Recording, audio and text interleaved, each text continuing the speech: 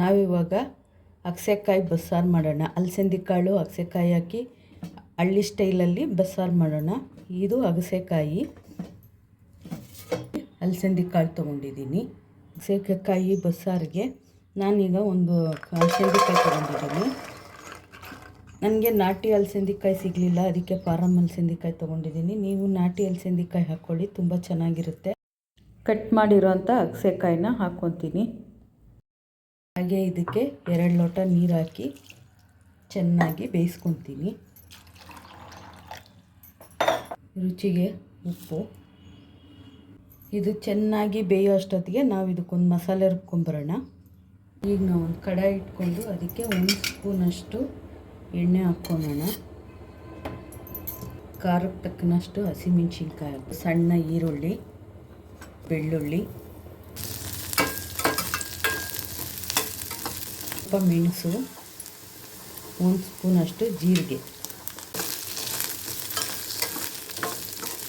ಸ್ವಲ್ಪ ಕೊಬ್ಬರಿ, ಕೊತ್ತಂಬರಿ ಸೊಪ್ಪು, ಸ್ವಲ್ಪ ಹುಣಸೆಹಣ್ಣು, ಇಷ್ಟನ್ನು ನಾವು ರುಬ್ಕೊಂಬರೋಣ. ಈಗ ಒಂದು ಕಡಾಯಿ ಇಟ್ಕೊಂಡು ಇದಕ್ಕೆ 2 ಸ್ಪೂನ್ ಎಣ್ಣೆ ಹಾಕ್ಕೊಂಡು ಒಗ್ಗರಣೆ ಮಾಡ್ಕೊಳ್ಳೋಣ. ನಂತರ ಸಾಸಿವೆ ಹಾಕ್ಕೊಳ್ಳಿ, ಸ್ವಲ್ಪ ಕರಿಬೇವು ಸೊಪ್ಪು ಹಾಕ್ಕೊಳ್ಳಿ, ಸಣ್ಣದಾಗಿ ಕಟ್ ಮಾಡಿರೋ ಈರುಳ್ಳಿ,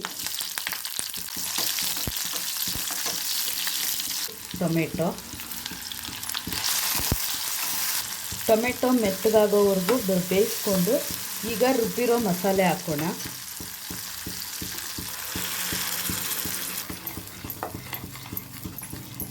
ಹಸಿ ವಾಸನೆ ಹೋಗೋವರೆಗೂ ಚೆನ್ನಾಗಿ ಹುರ್ಕೋಬೇಕು.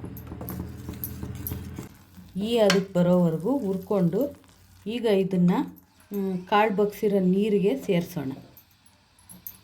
ಇದು ಕಾಳು ಬಸ್ದಿರೋ ನೀರು. ಈ ನೀರಿಗೆ ಈಗ ನಾವು ಈ ಮಸಾಲೆನ ಸೇರಿಸೋಣ.